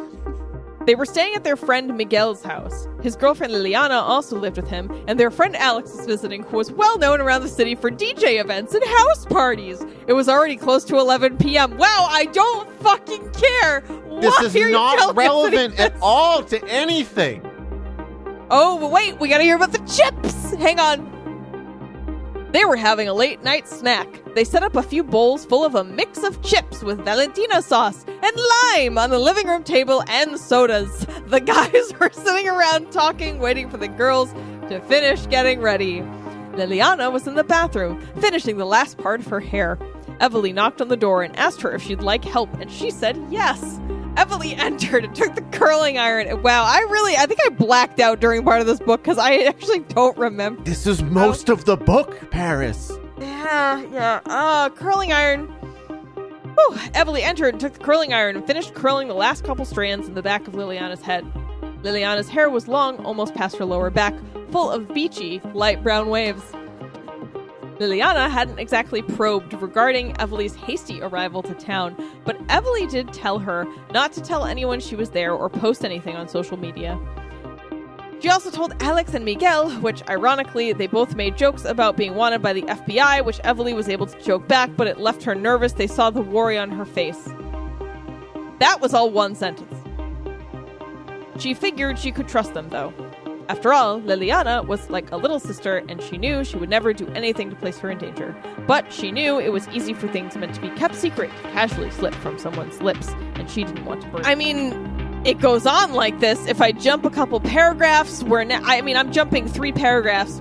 The dance club theme was futuristic, and they played a good mix of reggaeton, pop, and EDM. They all stayed together in their own little group, danced and socialized for a couple hours. It was almost 2:30 a.m. Wow, gripping. 3.5 hours have passed. It's like they drove, and it took about 20 minutes to drive, and like, oh my god, yeah, it's just Listen, painful. if you want something poignant and relevant to Evely and Aiden's relationship to happen here, make something happen, or like a memory that's worth coming back to. That's not just, well, the chips were pretty good and I had a fun time dancing. Right? Like that's and sure. Then we that's had like why that's like, why we enjoy traveling and stuff. But that's not like the deep seated shit that like defines your relationship with someone or your personality. Yeah, there was so much of the book like this that can just be completely cut out. It's not like we're getting any interpersonal development. That's not happening. They she and Aiden get on an ATV and drive to the dunes, and then Larry fucking hits her up on the headphone, and like then they go to Chihuahua and they ride horses, and she's like, by the way, Aiden, I got a fucking piece out of planet Earth, and Aiden's like, oh, that sucks, instead of being like, what? By the way, everyone is totally on board with Evely having an alien presence in her mind. By the way, no one ever questions it or is like, maybe we should get her mom for a minute is like, let's see what the doctors say But then, Actually, like, yeah, you're right. You're right. But then, like, after that, everyone's like, all right, we're in. Like, oh, you got to, like, leave Earth? Cool. I guess we'll see you later. Yeah, I found that very difficult to read. Like, nobody thinks this is weird. Everyone's totally on board with it. Even, like, the grandparents are like, all right, sorry to see you go, Everly. You're going where? Somewhere off the planet? All right. Makes sense. You do what you got to do. Oh, here we go. Here's the next chapter. They both left Mexico, grateful for all the great memories they made. Everly found a profound appreciation for her extended family in Mexico, who treated her so well the entire month she was there with Aiden. Things finally died down in the States, so she thought it was time for her life to go back to normal. Her mother was able to gather her things discreetly one weekend from her apartment in Parkville and move them to a storage facility in Kansas. Great, you rented storage space. Great. Just such something I needed to know in this story. That's most of the book, though, Parrot. Like, I know every time I bring it up to you, and I was like, it's got to be like at least 50%. You're like, no, I don't think. That's how it really feels. Like half of this book is stuff like that.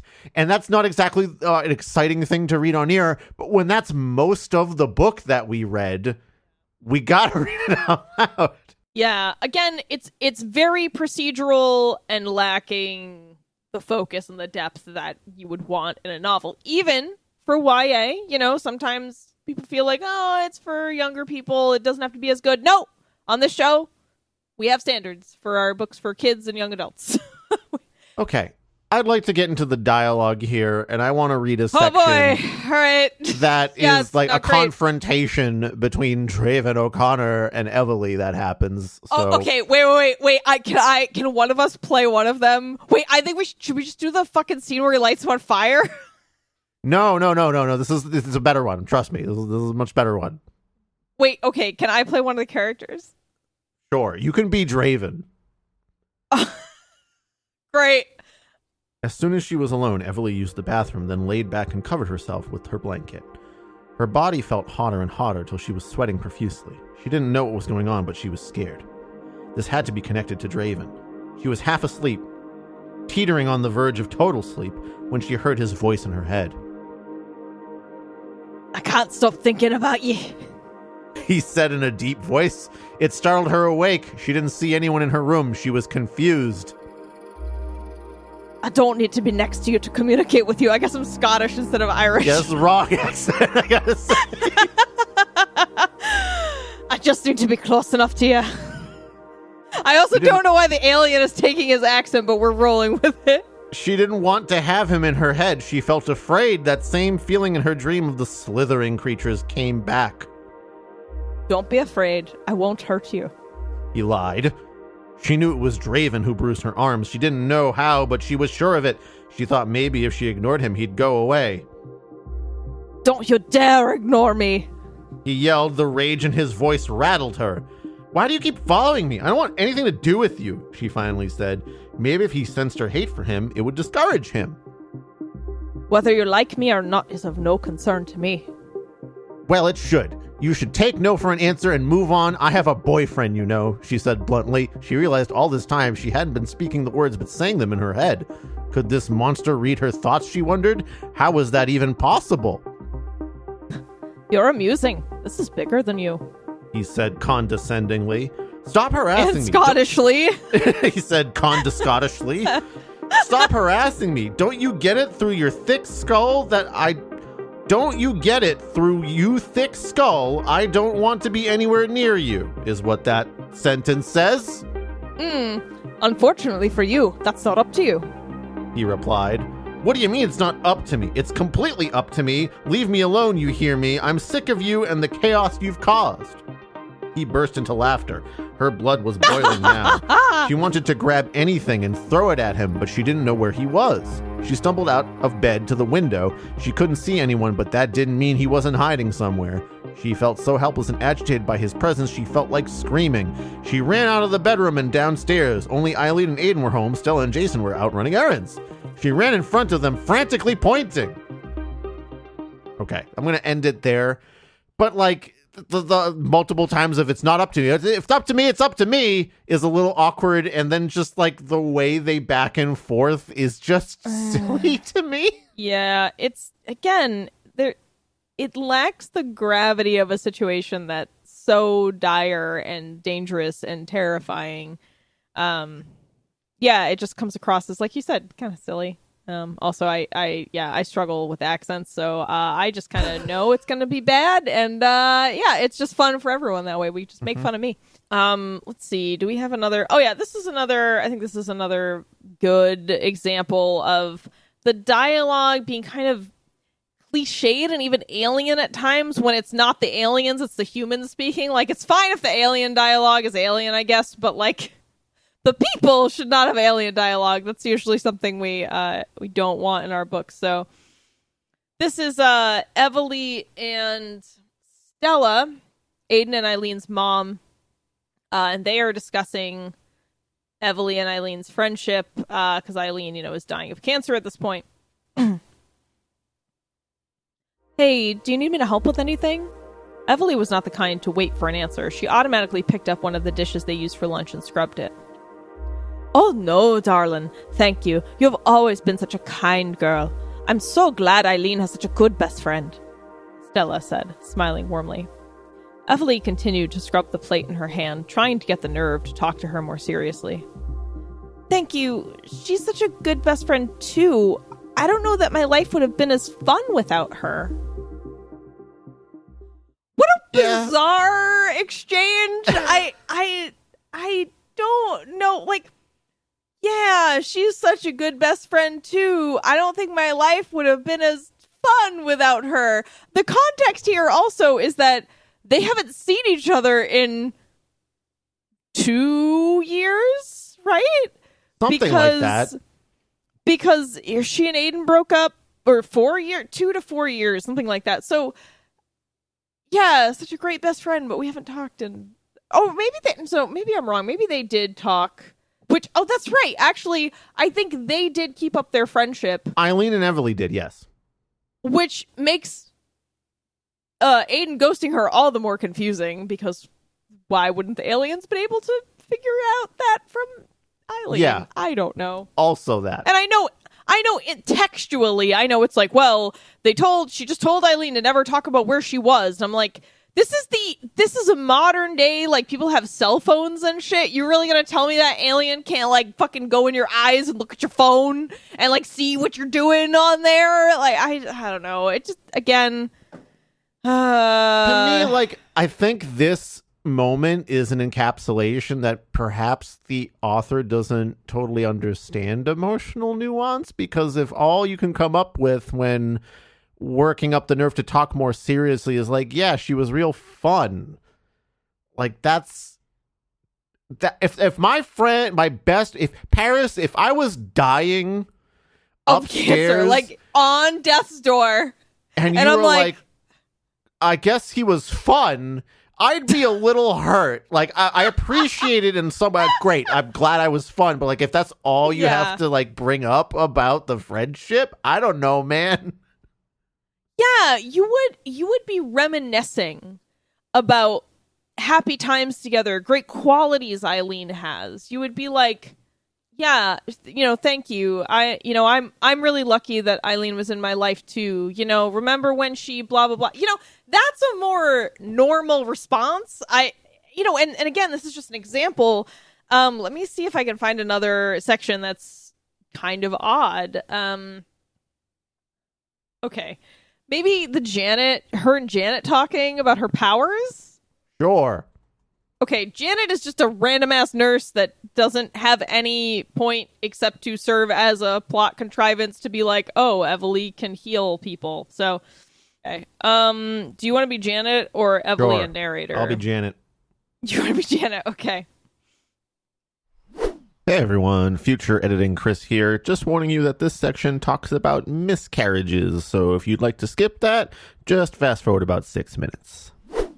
When Aiden and Isabel left the room, Evely took a quick shower. Afterwards, she stepped out and changed into the outfit her mother brought her. She finished tying the shoelaces to her tennis shoes and arranged her things in the bag her mom brought.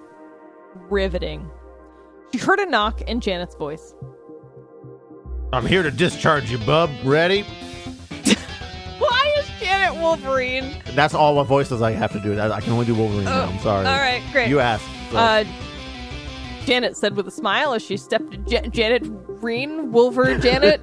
What are we going with here? Are you Wolver Janet or Janet? Janet? It's just her voice. She doesn't have to be any special name. No, Janet Reen. Okay, Janet fine.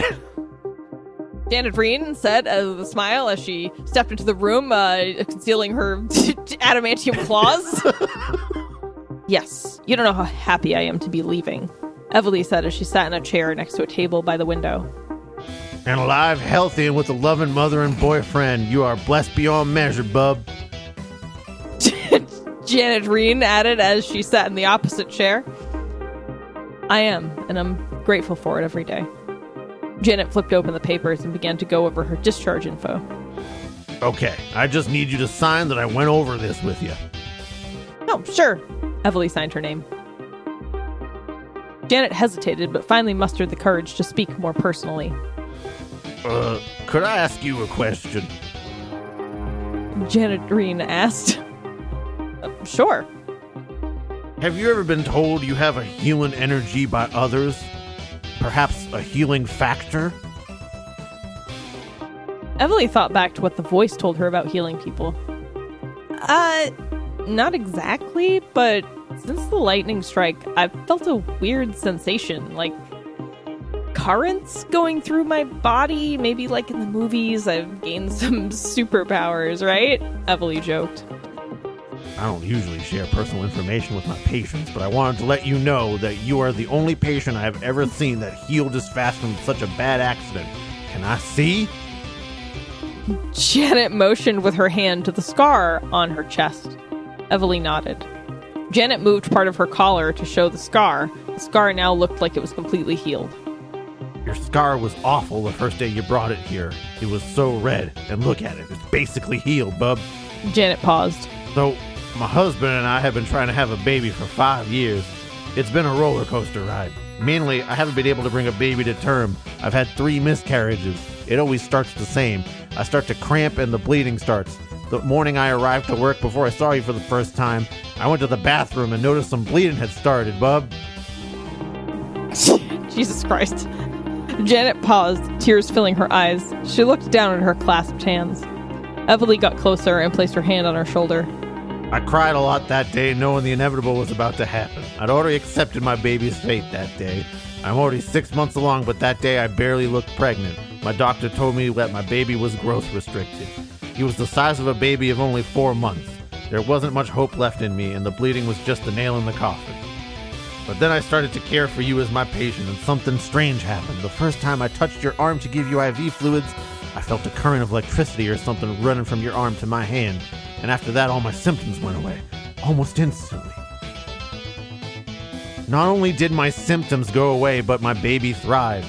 The next day, I woke up and I noticed my belly had grown overnight, and I didn't feel any more cramping or have any more bleeding. I was scared still. I already had an appointment scheduled for the bleeding, so I went in thinking they were going to tell me bad news. It was the complete opposite. My baby was not only on target for his growth, but he was bigger than usual. Everything checked out perfectly normal. I felt the anxiety over this pregnancy dissipate. I felt inner peace I'd never felt before, an assurance that this pregnancy would be different. My body had healed. My mind, too. I no longer felt anxiety or depression, which I've been battling all my life. It's as if I was a brand new person, and I think it had something to do with you. You must have some type of healing power, bub. Janet looked at Evely, waiting for a revelation. Evely hugged Janet tightly. I'm so happy for you, Janet. After that lightning strike, I'm still questioning a lot of things myself, but I'm so happy for you. Suddenly, the voice interrupted her thoughts. You need to leave now. There are 2 men on their way to your room. They are dangerous and are here to take you away. The voice interrupted. Evely felt alarmed. She spoke back in her mind. What do I do? What about my mom and Aiden? He spoke quickly. Write them a note to meet you and give it to Janet to give to them. Tell them I told you about the danger nearby. Okay. Janet, I don't have much time to explain, but I need to leave right now. I need you to give a note to my mother. Please don't let anybody see it but her. Okay, I can do that for you, bub, Luna. Janet said, a bit confused about her sudden rush to leave. Evely ripped a corner of the discharge papers and wrote on it and folded it in half. Janet looked perplexed, but took the paper in her hand. Evelie quickly gathered her purse and bag. She peeked out slowly from her door. "Goodbye, Janet," she whispered and slipped out of her room and down the hall to the stairwell. Yeah, just, I don't know. I mean, I guess I forgot to put a miscarriage disclaimer at the beginning of this. We're going to have to pop that in later, but I actually completely forgot that that's what their conversation was about, so maybe that was a bad choice. But dialogue, not great. I put a fun spin on like, it being Janet Reen there, but at the same time, like, just the way that she's like, and then my pregnancy was healed, and all of a sudden, all the anxiety and depression that I felt dissipated. Now it's a completely new person. I just don't think people would just say it that way. Yeah, exactly. It's not how people would express that. And also, two people talking about magical healing powers, I feel like you wouldn't just do that, right? You wouldn't just be like, "Hey, so I gave you an IV and I was magically cured. You got magic powers?" Like, I don't know. You probably wouldn't ask that. You would probably not. Janet Reen that, makes right? more sense because that's the only person that would like consider magical healing powers already having the healing fact. Yeah. The touch of Wolverine there made some sense. Anyway, I don't know. Do we need to read any more dialogue? I don't think so, okay. Paris. I think we've really run the gamut of what reading this book is like. And so we can score moment to moment here. I gotta give it another -1, man. I think a 0 is more appropriate. It's really? It's awkward and stuff, but it's still intelligible. I guess. It's not like completely unintelligible garbage, right? Yeah, it's just not artful is really the main thing, and it's very bloated. Yes, it is. It is very practical and bloated, but I still think it books, even if it doesn't book well. I'm willing to give it a 0 for that reason. It's like we've had some other books that moment to moment has been truly confounding. So yeah, I feel like I at least like understood what was happening. You know, it wasn't Fair. just like a total train wreck. So fair. Okay, so 0 on that one, which means we can move into Terriblo's presence. And I mean, like, it's an alien sci-fi action book, but I didn't really feel anything like so wacky and out there that our Dark Lord's tendril was like poking me on the shoulder, right? Like I was just kind of like, I feel like I don't know. It's almost like Terriblo like sneezed on me or something, because I could feel like the light mist of like, how does that work? But what about, because we definitely had a lot of questions. That's true. And then the end, I really felt a big ol' droplet hit me in the eye, when we got to the end there. So it was a little bit of chaos in there, a little bit of eldritch chaos. That, like, the hard turn into, like, the separate parallel Earth that just kind of had a side plot was very strange and needless. I can back you up on that there. It wasn't like a huge slap in the face like some other books that we've read. No. So, I mean, I don't really have anything else to bring up on this. So, like, do you want to give this one a 0 too? Yeah, I think it's a 0. Okay. Yeah. And finally, should this exist? Oh, boy. Would readers of this genre enjoy this? I don't think so, Paris. I don't think this actually delivers the YA stuff that you'd want. Like, the alien action is sparse because it's so focused on the trips people take that I actually don't think the people that like are reading YA stuff, which usually you're drawn into it because of like the interesting premise or action that is happening. Right. I don't think you actually get that here. Yeah, I mean, I'm so far from being the right audience for like YA savior girl romance alien action book, but even then, like you said, I doubt this. I don't know. I doubt that this really hits the mark even for those folks, because if you do have something like what was that book called again? Delirium. Delirium, right? Which is a higher caliber of writing in the same genre. You know, if you're up against stuff like that, I just don't really think this meets expectations. But again, not our genre. So, I mean, I want to say no, but I don't know. I feel like we're constantly surprised by people who like books that we really didn't enjoy. So I really don't think people that are YA readers would enjoy this. Do we feel as if the author's goal was met? I guess. I mean, it seems like she's pretty proud of her book and that she wrote a book and published it. And so, it seems like she feels like she met her goal. I don't know what her goal was. If it was just to get a book out there, I guess you did it. It is a hard thing to do, to write a book and get it out there. But yeah, I don't know. I think she thinks she met her goal. I don't know that I would agree with what I suppose is the goal, right? Because I don't know. But yeah.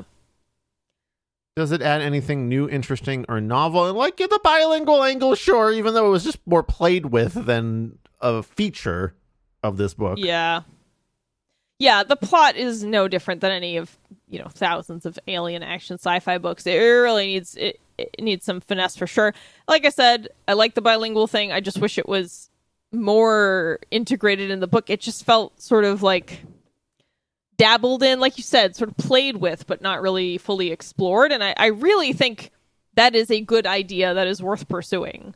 I really do. I sincerely think so.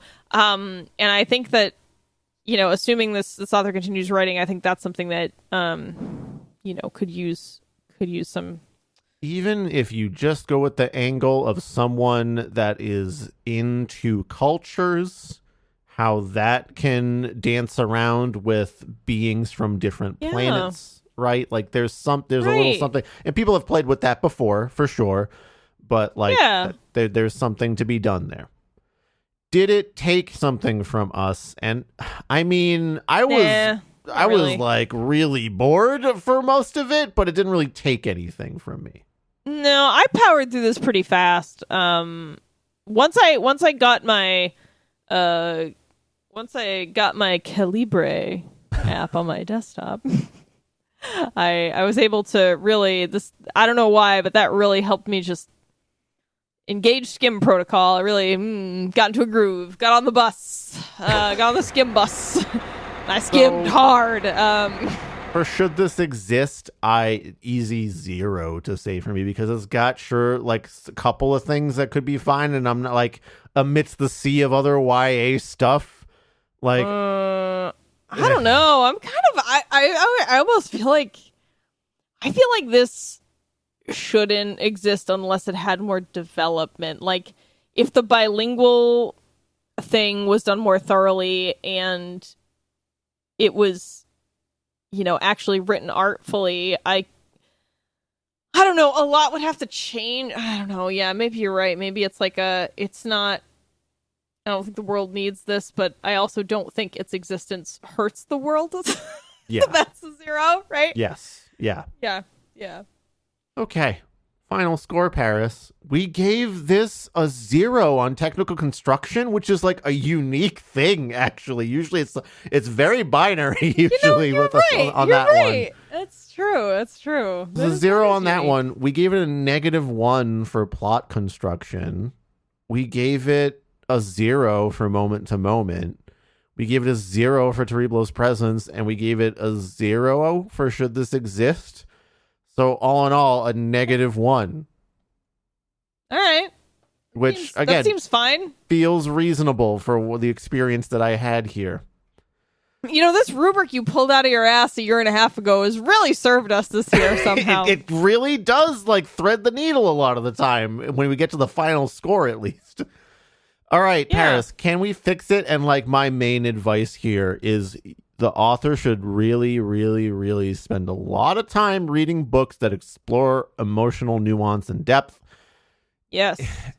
You need to be exposed to that type of writing that adds the spice and hooks that keep people reading books, especially if most of your story is about like a couple's relationship, because there's thousands of books about that.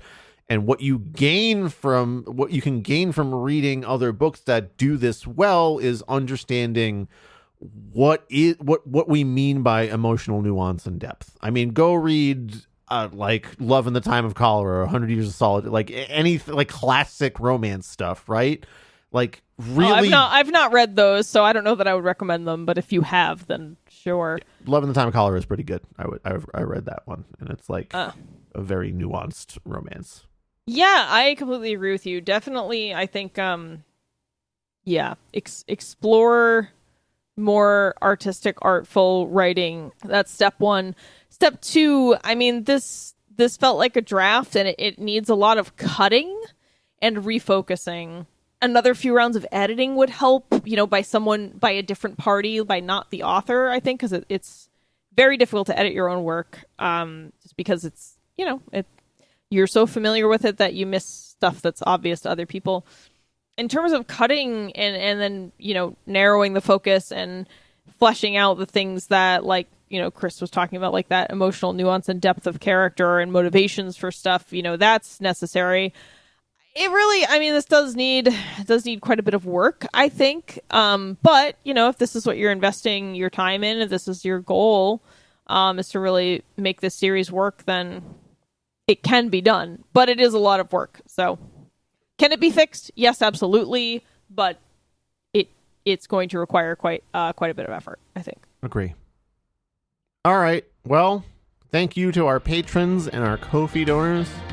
Thank you to our bad bookworms, Anya, Ben, Donnie, Emily, Jacob, Jared, Scott, and Will.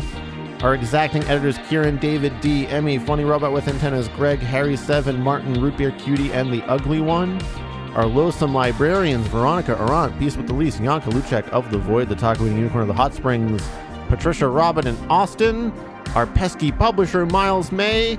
And our Ko-fi donors, like our ever-faithful Kiwi Thing, Excavating Lizard, Martin F. Brenna, and Matthew, who helped relieve us of terrible books. If you want some terrible books we've read for the show, you can buy them over on our Ko-fi page. Will anyone accept the challenge to become an archivist? What heinous monstrous tome will you force us to read?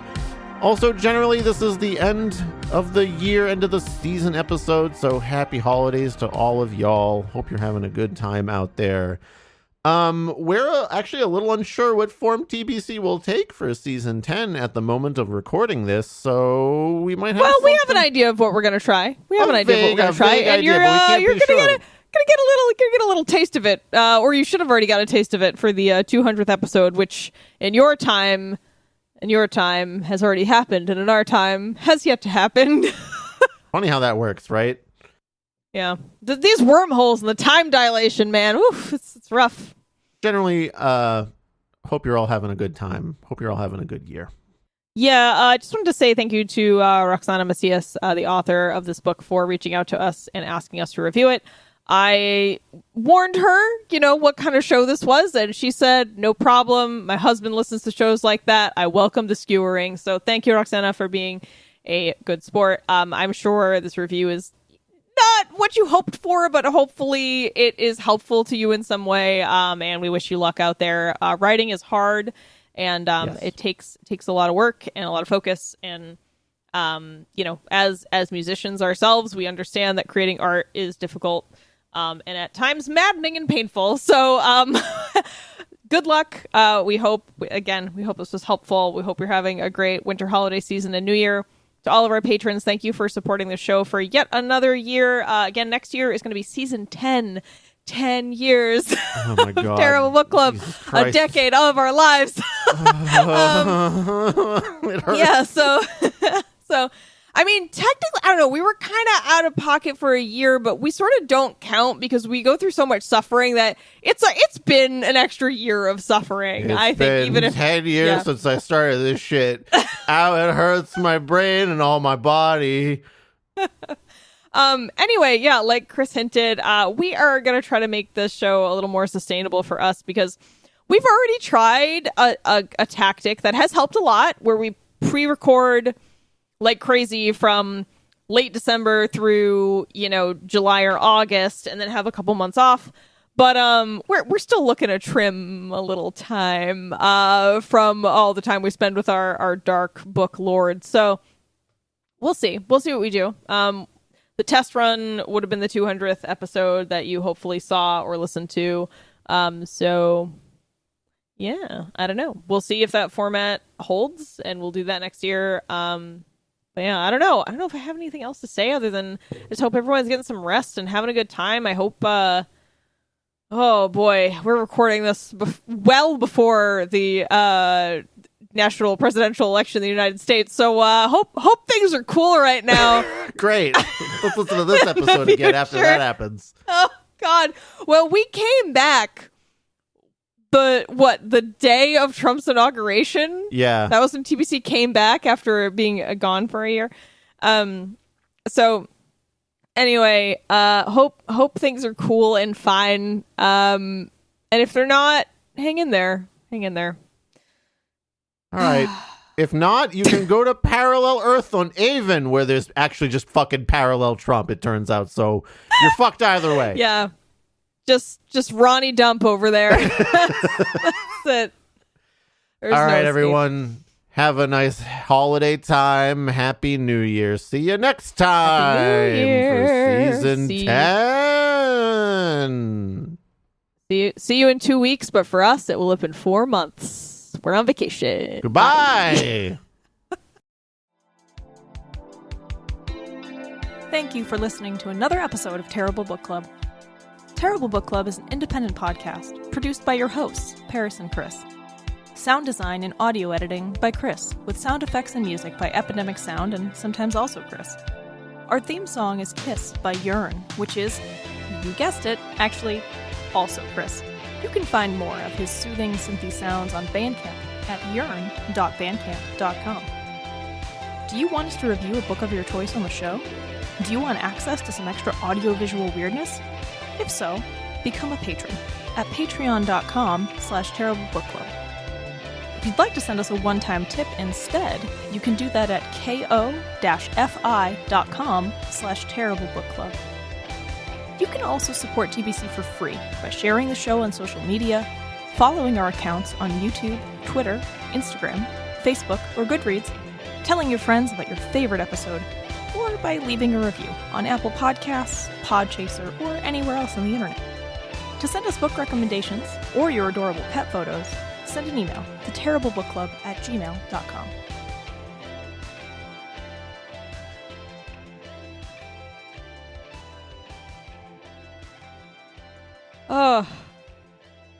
Do you think that the brainworm that RFK Jr. had was just Larry? I kind of think so. I don't know. I don't know why that just struck me, but it did.